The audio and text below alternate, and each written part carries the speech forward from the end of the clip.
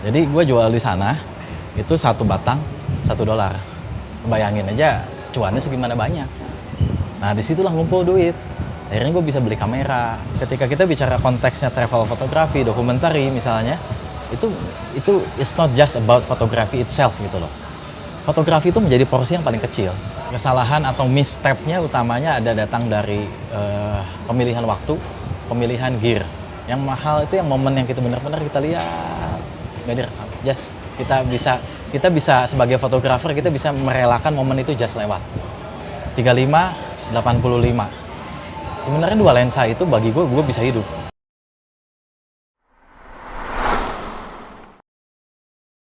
Halo, ketemu lagi dengan gue Pinky Mirror di channel Pinky Mirror TV. Guys, tahu nggak ada berapa negara di dunia ini jumlahnya? Setelah gue Google, itu jumlahnya ada sekitar 193 ya. Nah, tamu gue kali ini udah ke 92 negara ya. Kebayang guys ya. Kalian udah berapa negara tuh udah pernah liburan atau jalan-jalan nih? 92. Gue sendiri juga nggak tahu ya berapa ya, gue nggak pernah ngitungin sih. Tapi kayaknya sih paling 20-an negara kali ya. Oke, jadi langsung aja ketemu dengan teman gue, Sandy Wijaya. Tapi ya gue wawancarain dia ini juga bukan karena dia udah ke 92 negara ya.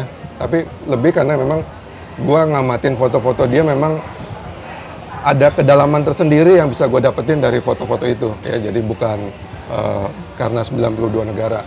Walaupun ya 92 negara itu memang tetap buat gue fantastis sih. Siap, Ya, thank you Om. nggak didaftarin ke MURI tuh. Enggak lah, yang lebih dari gue banyak Om pasti. Oke, pertanyaan pertama gue yang gampang dulu. Boleh. Nama lengkap? Sandy Wijaya. Udah itu ya? Udah. Nggak ada ini-ininya lagi? Oke. Nah, gimana ceritanya lu bisa ke 92 negara itu? Katanya waktu kecil tuh sempet, gue dengar seneng apa, Marco Polo gitu-gitu. Ya, oke. Jadi sebenarnya awalnya tuh gini Om Pinky. Gue tuh seneng baca. Orang tua gue juga seneng jalan-jalan. Nah, ketika gue dikasih banyak buku, akhirnya kan pengetahuan itu kan terbuka dengan sendirinya kan. Ya, buku itu jendela dunia itu benar gitu loh. Jadi paling nggak lewat buku itu awalnya gue udah bisa berimajinasi, ngebayangin, perjalanan jalur sutranya si Marco Polo bagus juga nih, negara-negara stan misalnya, dari ke Syria lah, ke Uzbekistan, sampai ke Cina gitu kan, dari Venice dia. Nah jadi awal mulanya dari baca, awal mulanya dari Marco Polo itu salah satu yang inspiratif buat saya. Begitu ceritanya Om. Nah akhirnya ketika gue udah mulai sekolah di Singapura nih, SMP gue pindah ke Singapura sekolah. Di sana jujurnya sih agak sering mabal. Di situ agak sering mabal. Nah, akhirnya banyak jalan-jalan. Mulailah main ke Malaysia. Zaman itu masih ada kereta api dari Tanjung Pagar ke Malaysia. Dan Malaysia itu bisa nyambung ke Thailand. Thailand itu bisa ke Vietnam sampai ke Cina. Dan itu gua kerjain itu. Waduh. Di umur 17 tahun itu. Begitu. Nah, pasti kan orang-orang banyak yang bertanya, duitnya lu datang dari mana sih, anak sekecil itu lu bisa jalan-jalan gitu kan? Ya. Benernya sih gue dagang rokok di sana. Di Singapura gue dagang rokok, gue nyelundupin rokok Om. Jadi gue lebih bisa minum, misalnya minum alkohol dulu daripada bisa ngerokok. Nah jadi ketika gue sekolah di sana, gue mikir nih gue nggak ada duit juga buat jalan-jalan. Gue pengen jalan-jalan, pengen main gitu kan, pengen nyoba foto sana sini. Akhirnya gue nyelundupin rokok gue bawa dari Jakarta, dari Bandung, Jakarta ke Singapura. Ya, gue tutupin tuh pakai kertas karbon. Ya, jadi lolos nih di bea cukai. Sekali ketangkep pernah. Sampai hari ini ada remaksnya. Jadi jangan macem-macem kalau soal imigrasi tuh. Soal bea cukai jangan macem-macem deh. Nah, berhasil nyelundupin, gue dagangin, gue ketengin sama anak-anak sono. Di HDB di sana kan, nggak ada yang di Singapura nggak ada yang dagang rokok ketengan gitu loh. Zaman itu gue masih ingat rokok di Singapura itu $10.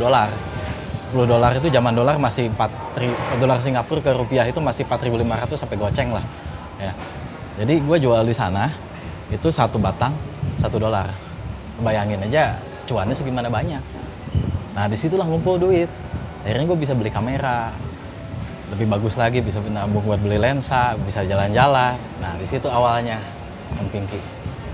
Tapi kalau waktu kecil itu cita-citanya apa? Waktu kecil Hmm, arkeolog. arkeolog. Nah, Nggak kepikiran fotografer ya? Belum ya? nggak kepikiran fotografer arkeolog. Babeh gue nanya gitu kan, lu mau jadi apa sih? Arkeolog. Yang benar aja gila apa gitu kan? Ya ngapain? Ya itu. Jadi apa yang kita kadang-kadang apa yang kita baca, yang kita tonton, musik yang kita dengar, film yang kita tonton itu mempengaruhi banyak. Gue dulu seneng kayak nonton film Indiana Jones gitu loh Om. Ya jadi ngelihat petualangannya tuh seru gitu loh. Tuh. Terus belajar fotonya jadinya di mana? lu? Otodidak. Otodidak. Otodidak. Mulai dari waktu itu? Mulai dari kamera pertama gue itu gue dibeliin itu sama babeh gue zaman SMP kelas 1. SMP kelas 1. Quite early ya? Quite early. Zaman itu masih gue dibeliin Olympus Pocket masalah. Olympus Pocket waktu itu terus nextnya Itu mulai tahun berapa tuh Olympus Pocket? mungkin awal 2000 lah ya. Akhir 90-an lah. Akhir 90. Udah digital dong? Belum? Gua enggak, Sempet masih film. Gua start di film juga. Oke. Seperti itu. Jadi Olympus tadi? Olympus, terus lanjut gue dibeliin kamera SLR pertama gue itu Nikon F3 second. Gitu kan. Oke. Rata-rata banyak banget kalau yang udah masih ngerasain film pasti Awalnya Nikon ya, pasti. ya awalnya start Nikon Canon lah. Tapi gua waktu gua start Nikon. Oke, tapi abis itu lo ini yang nge-shape lo punya fotografi itu akhirnya tetap otodidak terus apa lo ada siapa gitu panutan lo yang biasa lo referensi lo? Jujurnya sih kalau inspirator itu banyak, inspirator banyak. Tapi kalau gue perlu sebut nama mungkin sama seperti kayak Michael Yamashita gitu kan, atau Steve McCurry pasti salah satunya. Kalau kita bicara konteksnya travel fotografi atau dokumenter misalnya kan, ya fotografer Magnum ada beberapa.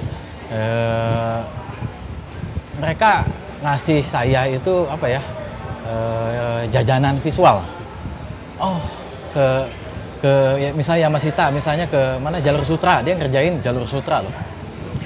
In the footstep of Marco Polo misalnya, dia ngasih jajanan visual itu buat saya itu apa ngasih pemahaman, oh seperti ini nih kalau dokumenter, oh seperti ini kalau typical environmental portraitnya Steve McCurry. Tapi sejujurnya saya nggak ingin menjadi mereka. Maksud gue yang kayak Michael Yamashita tadi itu benar-benar early years apa udah di middle? Yang maksud gue yang early years banget tuh siapa yang Early years banget pasti awalnya kalau saya seingat saya pasti Ansel Adams di mana saya ngelihat secara teknikal dia sound gitu kan, sound itu ya dia mentingin teknikal sekali kan, perfection segala macam. Saya ngelihat ke arahnya mungkin zaman apa ya, grup F64 seperti itu kan, yang still di dalam perkembangannya masuklah ada nama-nama Yamashita, rata-rata dokumenter fotografer di dunia mungkin saya cukup follow seperti itu. ya pokoknya sih kalau buat penonton Pinky Mirror TV ya. Jadi sebenarnya dari ngobrol singkat gini aja kita bisa lihat bahwa sebenarnya referensi-referensi itu yang sangat diini oleh fotografer karena kalau kita cuman otodidak nebak-nebak aja, motret-motret aja kayak nggak akan maju gitu loh. Jadi kalau ada referensi-referensi kita meluangkan waktu lah untuk melihat foto-fotografer luar gitu yang sesuai dengan apa bidang yang kita senengin itu, ya kita akan lebih cepat maju. Betul. Kayak gue juga dulu kan Annie Leibovitz ya gitu, Yes. itu sangat ini pendekatan foto lu yang gue sering dengar kayaknya lu bilang foto dokumenter ya. Nah itu kenapa lu sebut begitu?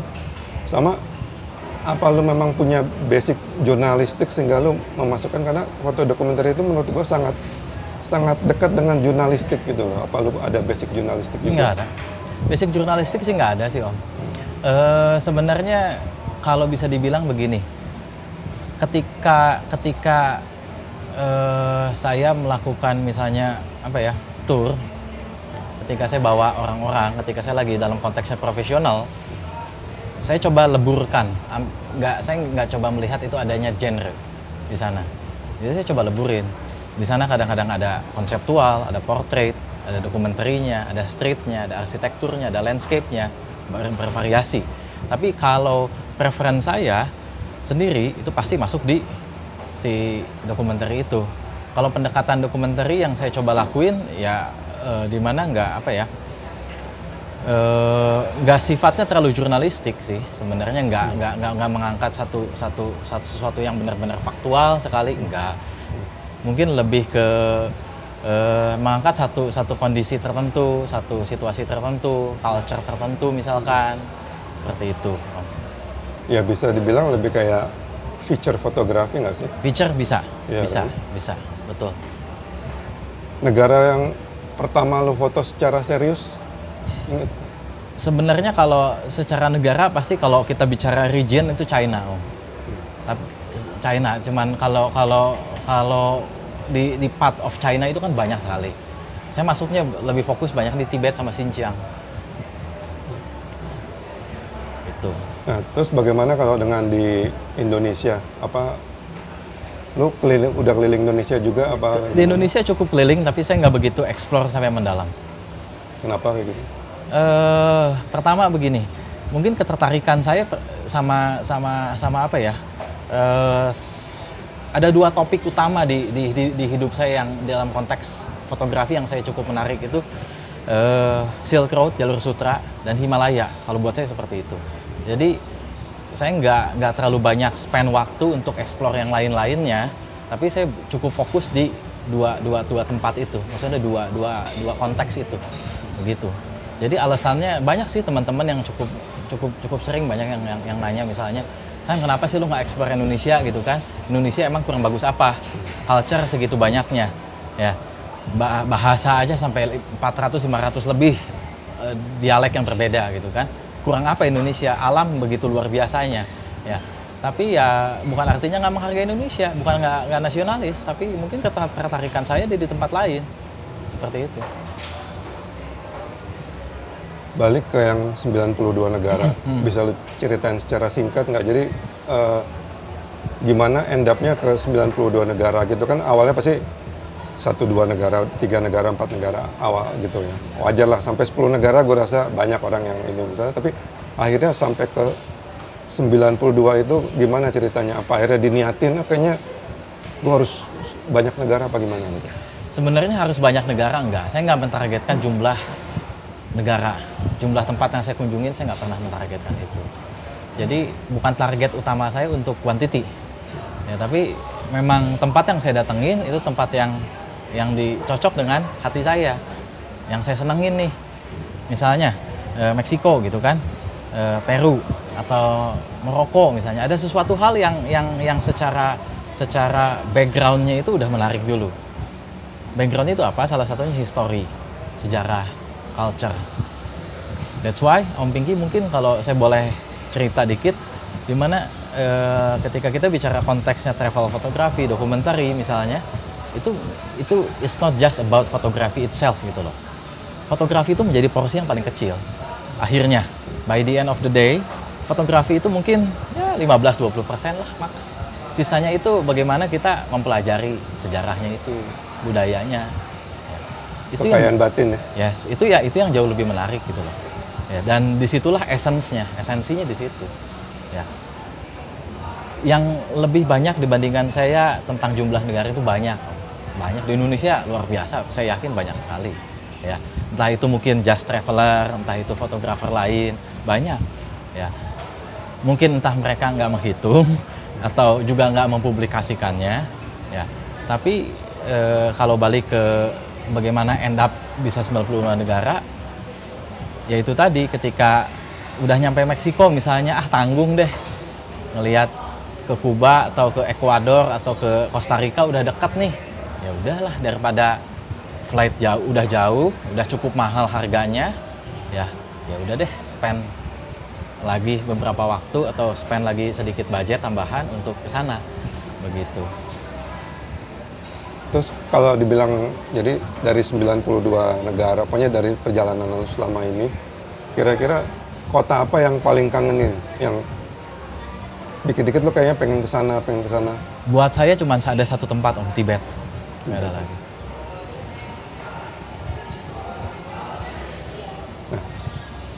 Ini buat teman-teman penonton, mungkin mereka banyak yang seneng travel gitu loh. Dari berbagai level, dari basic lah, intermediate, atau mungkin udah advance photographer ya. Nah, tapi yang kalau umumnya tuh kesalahan-kesalahan apa yang biasanya dilakukan oleh si travel photographer itu? Kesalahan.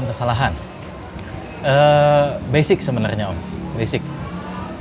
Kita membagi ruang, lensa 6 di bawah ruang dan waktu kita traveling itu sendiri. Ya. Tujuannya, purpose-nya kita untuk traveling apa?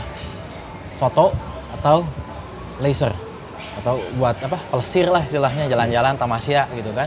Ya. Kalau untuk foto, pilih timing yang benar, riset. Ya.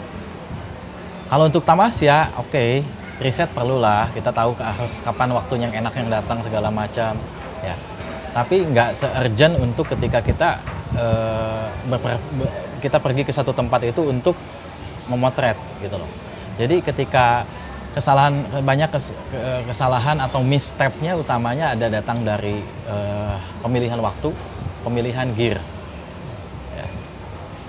Punya lensa 6 di bawah 66-nya, padahal nggak usah gitu loh. Ya, istilahnya begitu.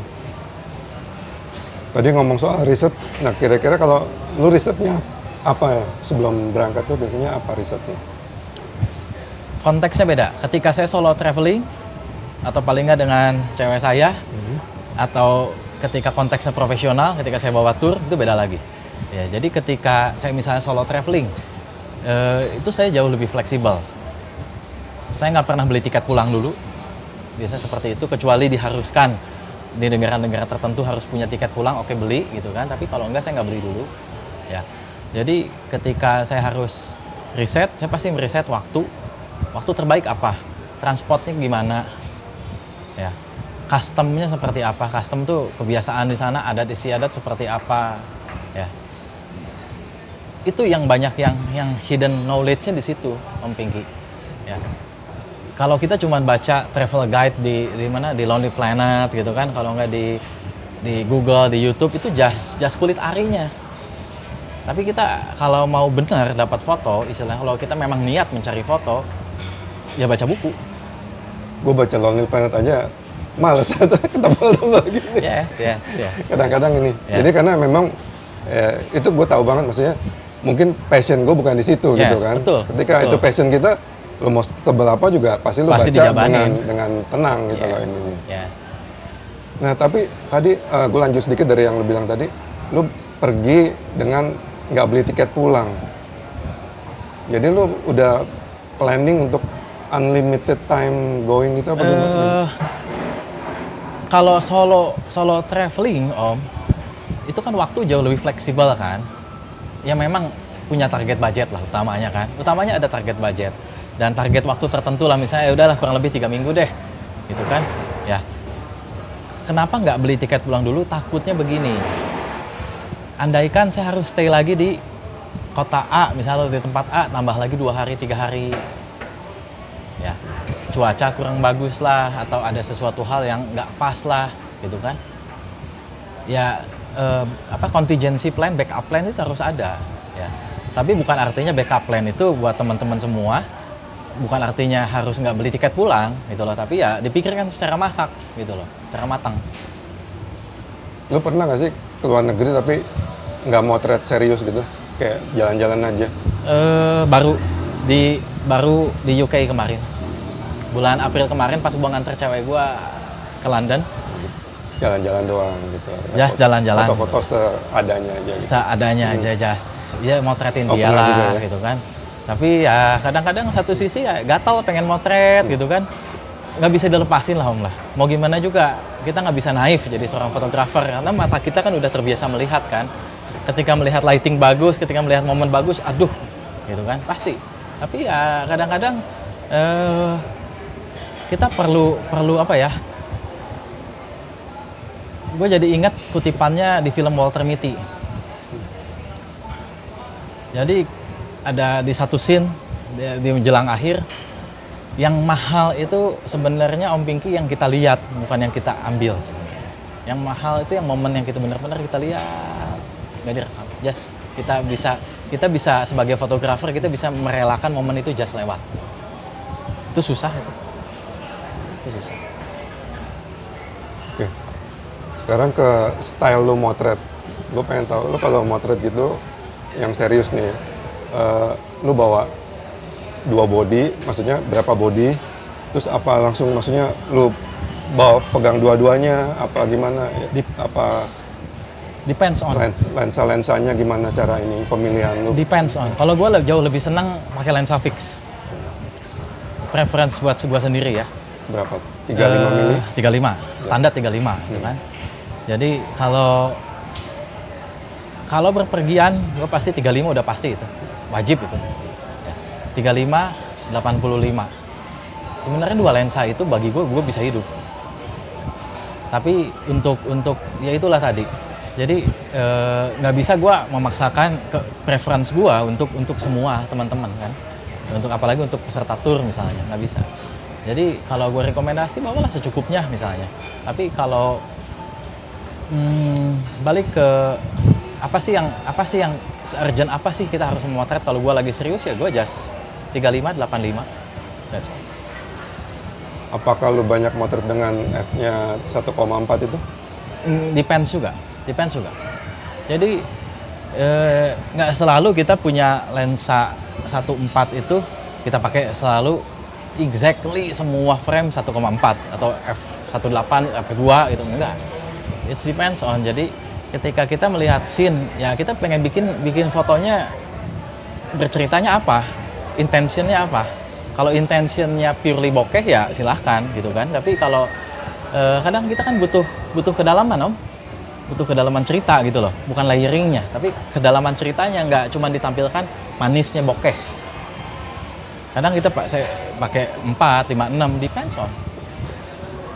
Bisa nggak gue bilang kalau kenapa lu tadi bilang lu favorit 35 dan 85 itu dibandingin kalau pasti banyak fotografer pemula yang akan bertanya kenapa nggak 2470 misalnya yang cukup mendekati jadi istilahnya satu lensa udah mendekati ke 35 dan 85 itu ya walaupun nggak sampai 85 atau 70 tapi 2470 kualitasnya juga cukup bagus. Kayak gue tanya tadi 1,4 dipakai terus nggak karena kalau nggak kan dia 2470 f28. Ya.